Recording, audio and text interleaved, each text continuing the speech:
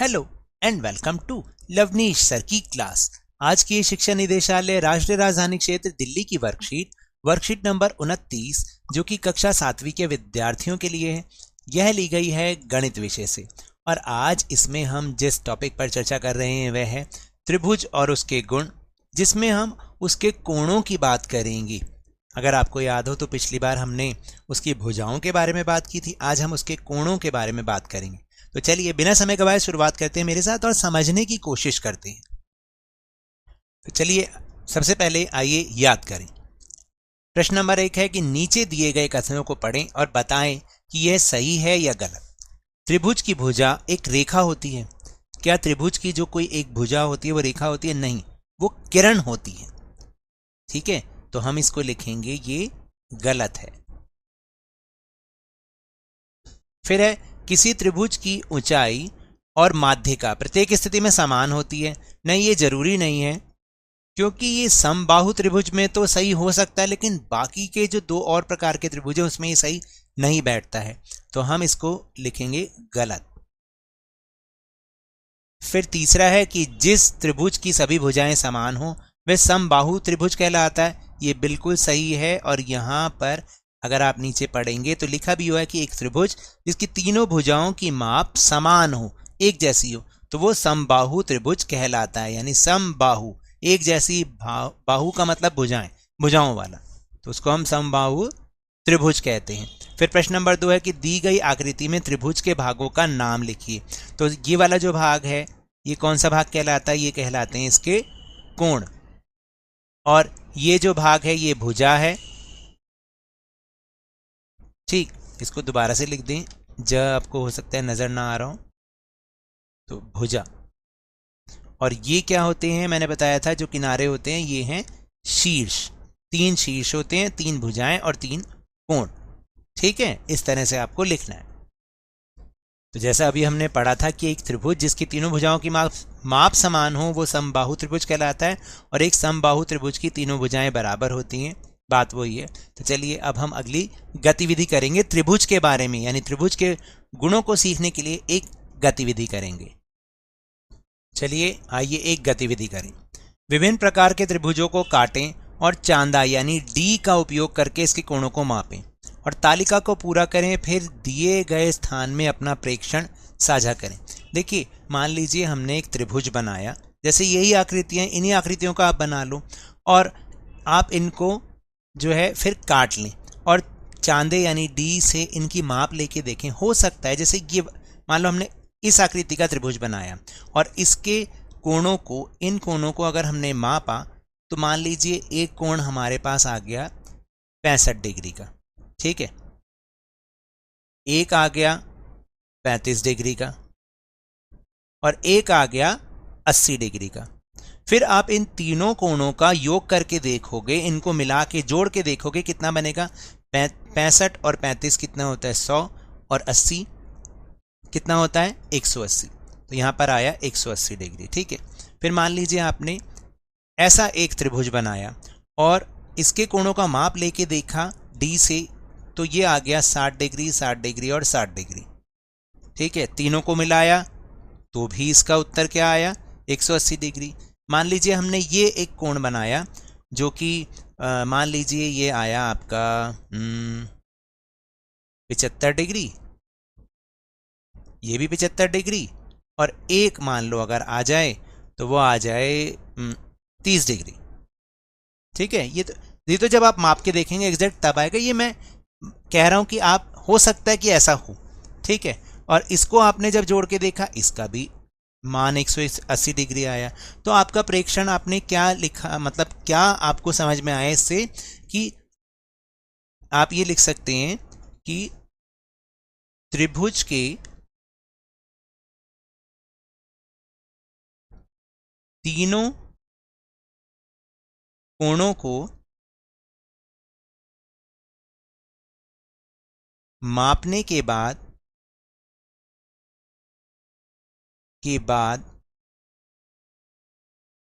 उनका जोड़ 180 डिग्री आया।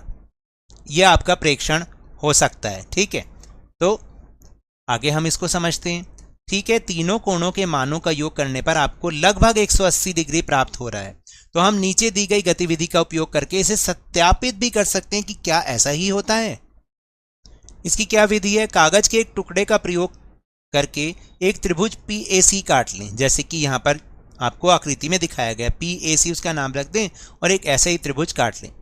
कोणों को कोण 1, कोण 2 और कोण 3 का नाम दे दें। जैसे इसमें जो 3 कोण बनेंगे उनको आप 1, 2, 3 नाम दे दें। फिर अब इन कोणों को रंग दे दें। मतलब जैसे कोण नंबर 1 है तो यहाँ पर आप कोई भी रंग रख लीजिए, मान लीजिए हरा रख लें, एक में पीला रख लें, एक में नीला रख लें। इसके बाद त्रिभुज को 3 टुकड़ों में इस प्रकार काट लें कि प्रत्येक भाग में एक कोना आ जाए, जैसे कि इस आकृति में दिखा रखा है।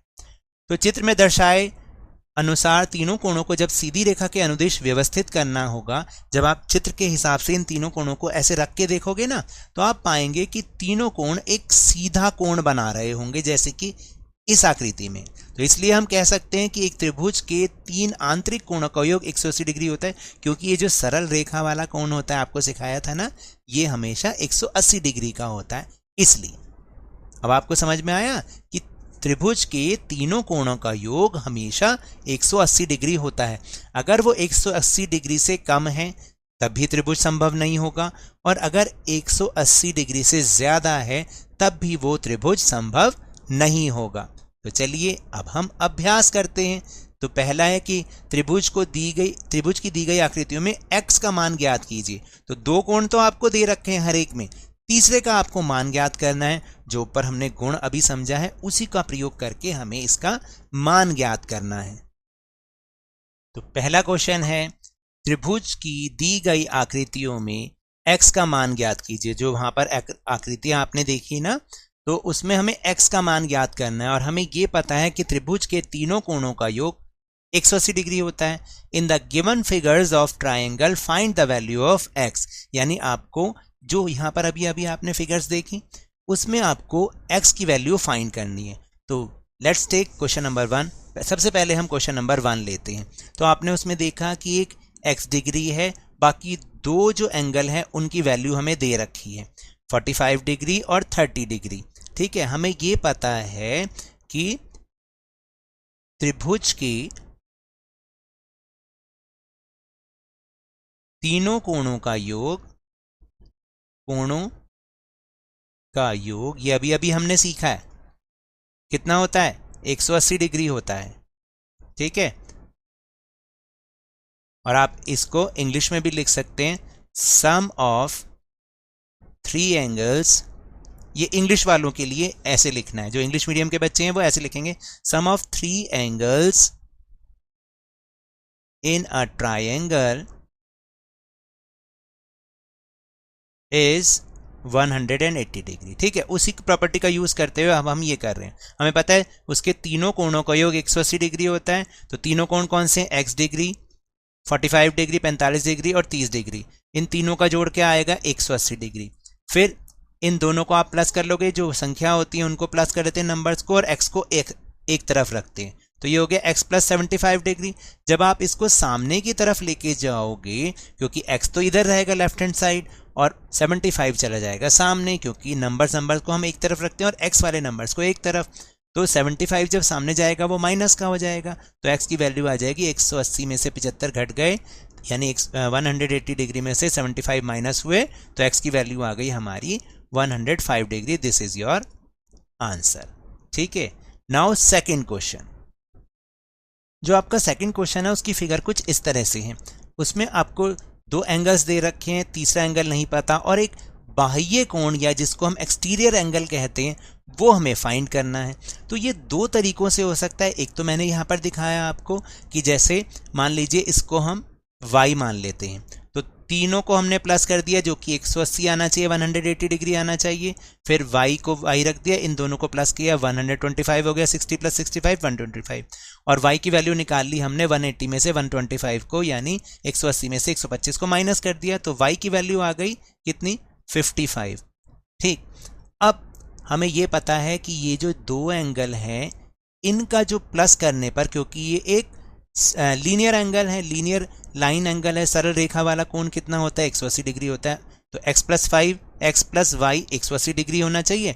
तो y का मान हमें पता है कि 55 डिग्री है, यानी 55 डिग्री है, तो x+55 डिग्री हो गया। ठीक है, फिर आप x की वैल्यू निकालने के लिए 55 को सामने ले जाओगे, वो माइनस का बन जाएगा। तो x की वैल्यू हमारी 180 में से 55 माइनस की 125। एक तो तरीका ये है कि ये आ गया 125 डिग्री x की वैल्यू। ठीक है, और एक तरीका ये भी है कि बेटा जो एक्सटीरियर एंगल होता है वो उसकी वैल्यू हमेशा ये जो दो एंगल्स हैं इनके सम के बराबर होती है, इनके योग के बराबर होती है, क्योंकि एक प्रॉपर्टी ट्राइंगल की ये भी है कि जो बाह्य कोण होता है, मैं यहां लिख देता हूं हिंदी वालों के लिए, बाह्य कोण का माप त्रिभुज के दो सम्मुख कोणों के योग के बराबर होता है। एक तो ये प्रॉपर्टी ये हिंदी मीडियम वालों के लिए, ठीक है। और आप इसको ऐसे भी लिख सकते हैं कि measurement of exterior angle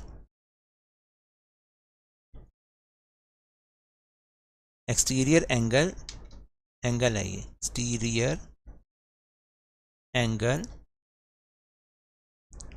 is sum of two opposite angles। ठीक है, तो अगर हमने इस प्रॉपर्टी का यूज किया तो सिंपल है कि x की वैल्यू क्या होगी, वो 60 प्लस 65 डिग्री होगी। ठीक है, क्योंकि ये इसके ऑपोजिट टू एंगल्स हैं, तो यहां पर आ गया x इजिकल टू 125। तो आप दोनों मेथड से कर सकते हो, इससे भी कर सकते हो और इससे भी कर सकते हो। ठीक है, now will move on question number 3। अब हम क्वेश्चन नंबर 3 की ओर चलते हैं। क्वेश्चन नंबर 3 में क्या था कि मान लीजिए एक एंगल बना हुआ है। ठीक है, मैं यहाँ पर आपको एक एंगल बना के दिखाऊं जो फिगर वहाँ पर बनी हुई है, और उसमें कुछ इस तरह से लिखा होगा 110 डिग्री, ये भी x है और ये भी x है, तो दोनों ये x हैं। तो हमें पता है कि तीनों का सम, तीनों का योग कितना होता है 180 डिग्री यानी 180 डिग्री। तीनों को हमने ऐसे ही लिख दिया, फिर x कितना हो गया 2x हो जाता है।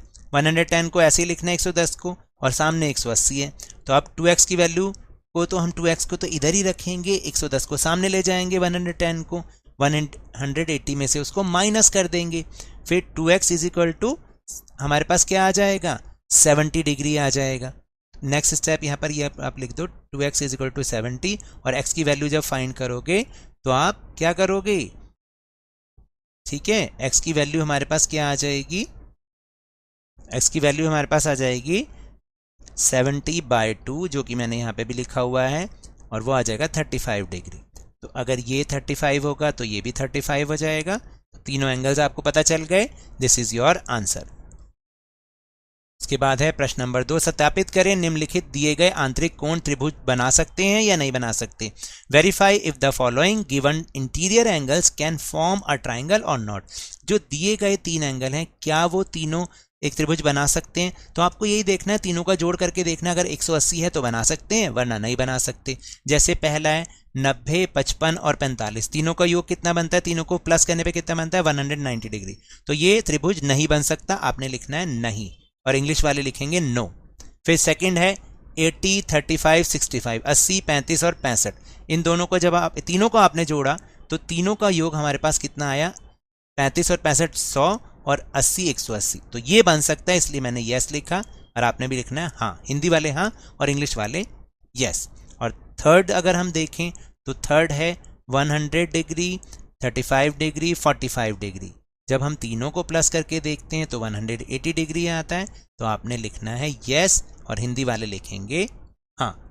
So now that's all for this worksheet. अगर मेरे इस तरह समझाने से अब आपको समझ में आने लगा है तो इस चैनल और वीडियो को लाइक कीजिए, शेयर कीजिए, और अगर आप नए हैं तो सब्सक्राइब भी कर लीजिए। लेकिन याद रखिएगा घर से बाहर निकलते समय मास्क अवश्य लगाएं, और जब भी आपकी बारी आए कोरोना का टीकाकरण जरूर करवाएं, क्योंकि कोरोना को हराना है और जिंदगी को एक बार फिर से सुहाना बनाना है। इसी उम्मीद के साथ बहुत बहुत धन्यवाद।